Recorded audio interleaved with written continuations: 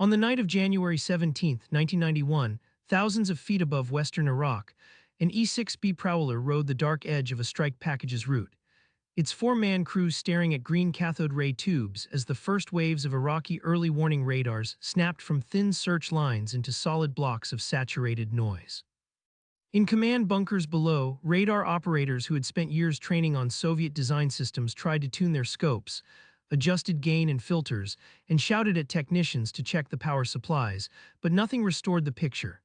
The screens that once painted every aircraft in the sector now showed only a blinding electronic blizzard. What their commanders had long dismissed as harmless American noise had become something else entirely. A calibrated surgical assault on the nervous system of their integrated air defense network, orchestrated from a single aircraft whose crew had quietly studied every frequency the enemy owned. As the Prowlers and ALK 99 jamming pods lit up the spectrum and high-speed anti-radiation missiles rode reflections back toward the strongest emitters, Iraqi missile batteries launched into an empty sky, firing at phantoms while the bombers and stealth aircraft they were supposed to stop slipped unseen through the gaps. 2 decades earlier, when the E-6B first arrived in Southeast Asia, enemy commanders in North Vietnam had already grown accustomed to American jamming aircraft and believed they understood their limits. The U.S. Air Force's EB-66 destroyers and the Navy's earlier E-6A intruders had proven that noise could degrade guidance radars, but they also showed predictable patterns: bursts of barrage jamming tied to specific strike routes, narrow bands of coverage, and an obvious trade-off between protecting one package and leaving another exposed. North Vietnamese officers learned to treat that interference as a complication rather than a catastrophe, convinced that by adding more sites, dispersing their radars, and training operators to work through clutter, they could still guide SAW-2 missiles and MiG interceptors toward enough targets to exact a price. In their view, jamming was an irritation in the margins of a radar scope, something a clever operator could filter, not a weapon that could blind an entire theater. Grumman's engineers and the U.S. Navy's electronic warfare planners looked at the same problem and drew a very different conclusion. What if the jammer was not an escort tacked onto the edge of a formation, but a dedicated strike shield designed from the ground up to live in the harshest part of the electromagnetic battlefield? The result was the E-6B Prowler, a long-range, all-weather carrier-capable electronic warfare aircraft that took the proven A-6 intruder airframe and stretched it into a specialized four-seat platform built around a tactical jamming system rather than bombs. The Prowler's forward fuselage was lengthened to accommodate one pilot and three electronic countermeasures officers, ECMO 1 in the right front seat, ECMO 2 and ECMO 3 in the rear, each surrounded by racks of receivers, analyzers, and control panels wired into the ALK 99 jamming pods slung under the wings and fuselage. Where an A-6 crew saw radar only long enough to drop ordnance and egress, an E-6B crew lived inside that environment for hours, intercepting, classifying, and then attacking enemy emitters across a broad slice of the spectrum, with a system designed from day one to neutralize radars, communications, and data links. The Prowler entered fleet service in 1971, with the first aircraft delivered to NAS Whidbey Island, Washington, and deployed into combat over Vietnam in 1972, just as air defenses over the north were reaching their peak density. This standard E-6B was quickly followed by the EXCAP Expanded Capability version in 1973, which broadened the frequency coverage and gave crews finer control over how they attacked individual radars. Later ICAP-I and ICAP-II upgrades would further improve receivers, processors, and displays, gradually turning the cockpit from a reactive noise generator into an intelligence-driven command post that could spot, evaluate, and then tailor jamming to each threat radar on the fly. Even before the first HARM missile was wired to its pylons, the E-6B was already breaking the assumption that jamming had to be a blunt, non-discriminating tool. To understand why enemy officers so badly underestimated the Prowler, it is necessary to understand what the aircraft actually did when it made noise. Radar is a process of sending out pulses of electromagnetic energy, then measuring the faint echoes that return. Electronic warfare is the deliberate manipulation of that process, either by drowning those echoes in stronger signals, deceiving the radar into seeing false targets, or forcing it into modes that render it tactically useless. The ALK 99 tactical jamming system consisted of multiple pods, each housing receivers to sniff enemy signals and transmitters driven by high-power generators that could pour focused, agile interference back down those beams. The Prowler's receivers listened continuously across a wide band, feeding signal parameters to onboard processors and to the ECMO's scopes, where operators could identify specific radars by pulse repetition frequency, scan pattern, and operating band, then assign jamming tasks tailored to each one. Instead of a single wash of static, an E6B could layer spot jamming on a critical fire control radar, barrage jamming across early warning frequencies, and deceptive techniques that created phantom formations where no aircraft existed at all. Over Vietnam, this capability began to change the nature of how U.S. strike packages approached some of the most heavily defended targets on Earth.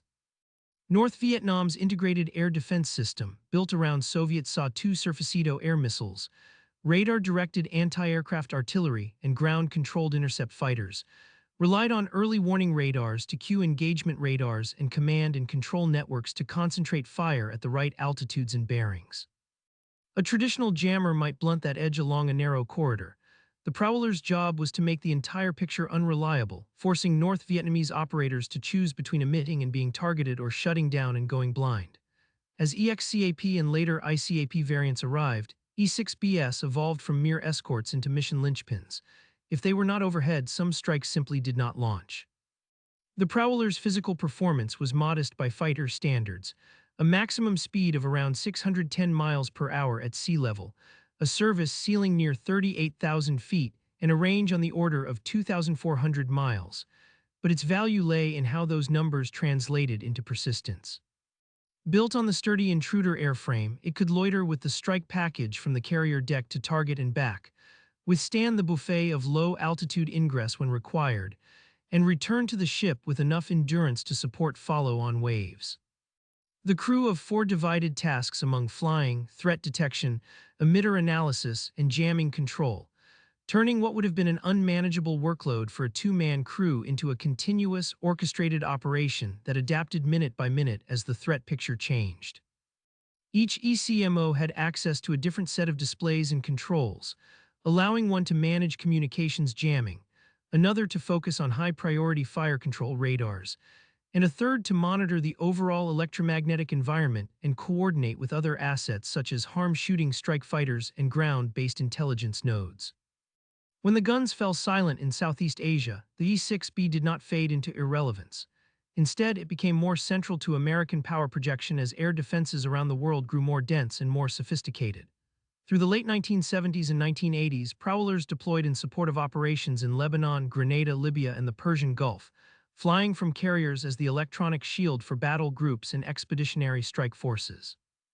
During the 1986 raids on Libya and later in Operation Praying Mantis against Iranian forces in 1988, E-6BS jammed hostile radars and communications, ensuring that enemy fire control networks never achieved coherent locks on U.S. aircraft and ships. Each operation reinforced a pattern that foreign intelligence analysts began to notice. Wherever the United States intended to fly or sail into contested airspace, Prowlers appeared near the center of the order of battle. At the same time, the aircraft itself was being quietly rearmed. Originally conceived as an unarmed electronic attack platform, the E-6B gained provisions to carry the AGM-88 high-speed anti-radiation missile, a weapon designed to home on radar emissions and destroy the source before it could shut down or shift frequency. Mounted on underwing pylons, HARMS gave Prowler crews the ability not only to blind radars temporarily with jamming, but to permanently remove them from the fight, turning the choice for enemy operators into an even harsher dilemma. Continue emitting under jamming and risk an incoming missile, or shut down to survive and concede local airspace to American strike aircraft. Nowhere was that dilemma clearer than in Operation Desert Storm. By 1991, the United States Air Force had retired its F-111 Raven, making the Navy and Marine Corps E-6B Prowlers the only dedicated radar jamming aircraft available to protect not just naval aviation, but the entire coalition air armada. A Congressional Research Service assessment noted that the Prowler had effectively become the sole airborne radar jamming system across the U.S. services, responsible for countering enemy air defenses in every major theater. National Naval Aviation Museum summaries of the war's air operations captured their importance bluntly. Availability of E-6BS was a go/no-go criterion for many strike missions. If Prowlers were not available to provide defense suppression, the missions did not fly. During the first nights over Iraq and Kuwait, E-6BS from carrier squadrons and Marine units orbited at carefully chosen altitudes and positions. Their ALK-99 pods radiating patterns of energy tuned to Iraqi early warning radars, acquisition radars for SAW-2, SAW-3, and SAW-6 missile batteries, and even communications links tying together command posts and interceptor bases. Coalition strike planners had mapped the Iraqi integrated air defense system in detail. Prowler crews carried loadouts of pre-planned jamming programs that could be modified on the fly as new emitters appeared or old ones shut down. In some sectors, E-6BS delivered focus spot jamming against individual high-threat radars to allow F-117s and Tornadoes to slip through narrow windows. In others, they poured barrage jamming across wide bands, turning entire sectors of the Iraqi air picture into an unintelligible blur. The power of those emissions was such that they did not merely inconvenience enemy systems, they shocked friendly ones. Naval aviation accounts from Desert Storm describe how, once Prowler crews were finally allowed to use the ALK-99 at combat power rather than peacetime training settings, their jamming made even US F-14 Tomcat radar homing and warning gear go crazy, triggering multiple false alarms and saturating displays. For Iraqi radar operators who had never experienced that level of electronic attack in training, the effect was far worse. Radars that had performed predictably for years behaved erratically or went completely blind, while communication circuits filled with indecipherable hash. What their doctrine had treated as background noise became a weapon that collapsed the timing and coordination on which their air defense tactics depended. In parallel, the E-6B's new role as a harm shooter meant that its crew no longer had to rely on escort fighters to execute suppression of enemy air defenses. The same receivers and signal processors used to drive the ALK-99 could cue AGM-88 missiles, allowing the Prowler to detect, classify, jam, and then physically attack a radar within a single mission. When Iraqi sites attempted to burn through jamming by increasing power or switching modes, they only made themselves brighter targets for harms whose seekers were tuned to the very emissions they were trying to push through the noise. Those that chose to shut down often did so only after watching their scopes flicker and die under the weight of energy pouring out of the ALK-99, knowing that their absence from the network left entire sectors uncovered. This combination of broad area jamming and surgical destruction of radar nodes did more than protect individual aircraft. It eroded the confidence of enemy commanders in the very idea of an integrated air defense system. For decades, Soviet doctrine and the doctrines of clients who bought Soviet hardware had promised that overlapping radars, dense missile belts, and centralized command would render large-scale air attacks impossible or prohibitively costly. Yet in Iraq, that architecture collapsed in a matter of days under the strain of stealth aircraft like the F-117 attacking leadership nodes, while E-6BS blinded and dismantled the radars those leaders relied on to see the threat coming. In after-action analyses, coalition air planners repeatedly highlighted electronic attack, especially the contributions of the E-6B, as a decisive factor in keeping aircraft losses far below pre-war estimates. If you appreciate discovering Cold War and post-Cold War secrets that were once buried inside classified after-action reports and technical annexes, consider subscribing to Classified Warfare for future declassified revelations drawn from the systems and crews that shaped these hidden battles. Desert Storm was not the Prowler's last war, it was a mid-career showcase. Through the 1990s, E-6BS were present in virtually every major U.S. combat operation, from enforcing no-fly zones over Iraq to supporting air campaigns in Bosnia-Herzegovina and Kosovo. During Operation Allied Force in 1999, Prowlers once again found themselves at the center of a confrontation between Western air power and a dense, Soviet-designed integrated air defense system, this time Serbian, with decades of practice at tracking NATO aircraft. An account by an E-6B pilot describing the Balkans campaign notes that the Prowler was the aircraft that flew the most missions of the war, accompanying every strike package across the 78-day air operation. Serbian commanders, like their Iraqi counterparts, initially believed that their mix of long-range early warning radars, mobile SAW-6 and SAW-3 batteries, and low-altitude guns would at least inflict attrition on any sustained campaign. Yet night after night, E-6B crews orbited on the edges of Serbian airspace, pouring jamming into acquisition and fire control radars while Allied aircraft maneuvered under their umbrella. Reports from NATO pilots recall a palpable sense of calm knowing that somewhere in the darkness, prowlers were on station, blinding the very systems that had downed NATO aircraft in earlier conflicts. When Serbian SAM operators did manage to score rare successes, they tended to do so by exploiting gaps, shutting down radars and firing optically or in brief, opportunistic bursts, tactics that acknowledged that staying on the air under E-6B coverage had become a near suicidal proposition. The role of the Prowler became even more interesting when paired with stealth aircraft like the B-2 Spirit. The B-2, with its flying wing design and ultra-low radar cross-section, could penetrate deep into defended airspace with minimal signature, but even stealth aircraft were not invulnerable. In certain environments and frequency bands, especially against long-wavelength radars, additional protection was still valuable. Airpower analyses point out that even B-2s benefited from E-6B support in some scenarios, particularly when flying into areas saturated with legacy radars that might glimpse a fleeting return from a stealth bomber under the right conditions. In those cases, the Prowler's jamming effectively erased those marginal returns, turning possible detection into meaningless noise, and ensuring that any fragments of information Serbian or Iraqi operators collected never cohered into a usable track. By the late 1990s and early 2000s, modernization programs such as ICAP-III further sharpened the Prowler's capabilities. Upgraded receivers, digital signal processors, and improved crew interfaces allowed E6BS to handle more emitters simultaneously, react faster to frequency-agile radars, and integrate more seamlessly into joint command networks that fuse data from AWACS, National Technical Means, and ground-based sensors.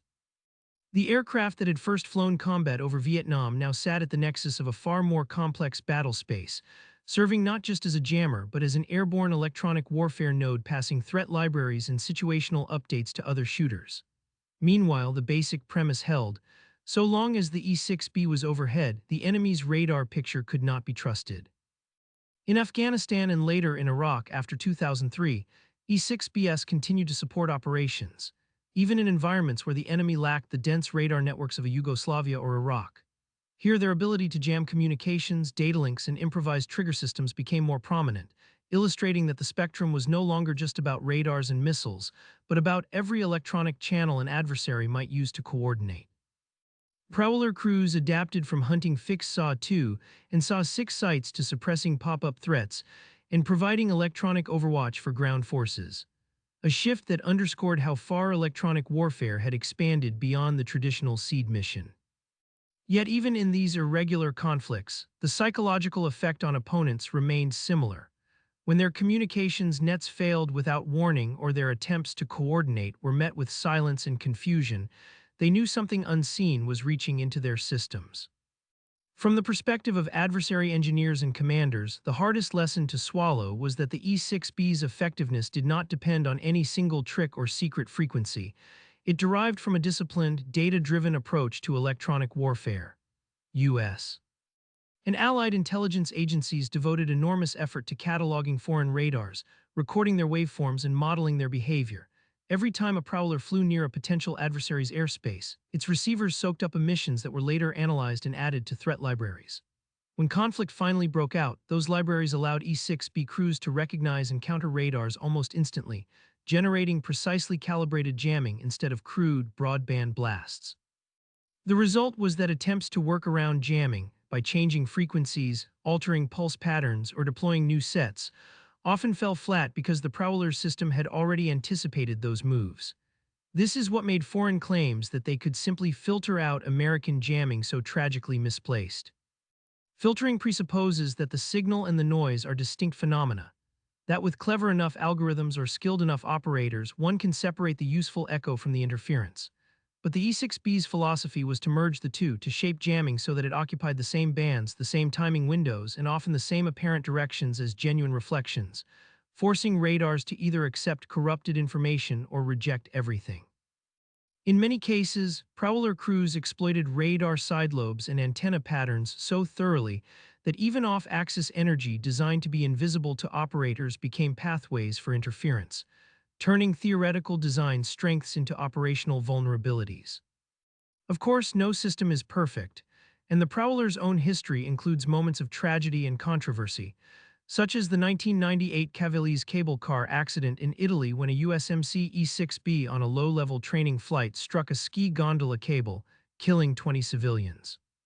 That incident, while unrelated to electronic warfare performance, ensured that the aircraft's silhouette became infamous far beyond military circles and sparked intense scrutiny of its operations in Europe. Yet even as public attention focused on that disaster, inside NATO air forces the Prowler remained defined less by that accident than by its quiet, nightly presence above the Balkans, where crews continued to blind and confuse Serbian defenses for the remainder of the Kosovo conflict. By the time the U.S. Navy retired its last E-6BS in 2015 and the Marine Corps followed in 2019, the aircraft had served more than 4 decades, from the late Vietnam era through the final years of the global war on terror. It had flown from every class of American aircraft carrier, Enterprise, Nimitz, Kitty Hawk, and John F. Kennedy, ranging from the Mediterranean to the Arabian Gulf, from the Adriatic to the Arabian Sea. Museums that accepted retired Prowlers often received airframes with more than 6,000 flight hours and hundreds of arrested landings on their logs, physical evidence of a life spent almost continually forward deployed. Defense studies produced late in its service life acknowledged that for many years the E-6B had been not just a Navy or Marine Corps asset but a joint one, the only aircraft capable of providing radar jamming coverage for Air Force and Allied strike packages as well. In the end, what the E-6B Prowler truly shattered was not a single radar site over Baghdad, Belgrade, or Hanoi, but the belief that jamming was secondary to real weapons. Time after time, post-conflict analyses of air campaigns concluded that bombs and missiles owed much of their success to the electronic conditions the Prowler created before they ever left the pylon. Surface-to-air missile crews who once trained to brace themselves against supersonic aircraft and exploding warheads instead found their scopes useless, their communications garbled, and their carefully drilled engagement sequences broken at every step. Commanders who had boasted that no aircraft could cross their borders unchallenged discovered that the real fight had taken place not at the edge of the atmosphere or above the speed of sound, but inside waveguides, antennas, and algorithms they had assumed would always work. The Prowler's successor, the E-18G Growler, now carries forward many of the same mission sets with newer airframes and more advanced systems, but the conceptual template remains the one the E-6B proved in combat. Build a platform whose entire reason for existence is to dominate the electromagnetic spectrum. Crew it with specialists who understand the enemy's radars and networks as well as their own. Integrate it so tightly into strike planning that its absence becomes unthinkable. From Vietnam to the Gulf, from the Balkans to Afghanistan, the Prowler showed that air defenses do not have to be destroyed physically to be defeated. It is enough to make them blind, confused, or afraid to turn on. By the time enemy air defense officers finally admitted, usually in the quiet language of classified reports, that their radar screens had become battlefields in their own right, the E-6B was already on the verge of retirement, its legacy embedded in doctrines, threat libraries, and the design of every modern integrated air defense system that now assumes it will face jamming as aggressive and intelligent as any missile. That admission is the Prowler's final verdict. Jamming was never just noise. In the hands of a 4-man crew riding a twin-engine Grumman airframe into hostile airspace, it was an invisible hammer that broke the enemy's ability to see long before the first bomb ever fell. Join us here at Classified Warfare as we continue to uncover the operations and technologies, from Prowlers and Growlers to stealth bombers and space-based sensors, that kept the world on the brink while ensuring that, when the radar screens went dark, it was America that still owned the sky.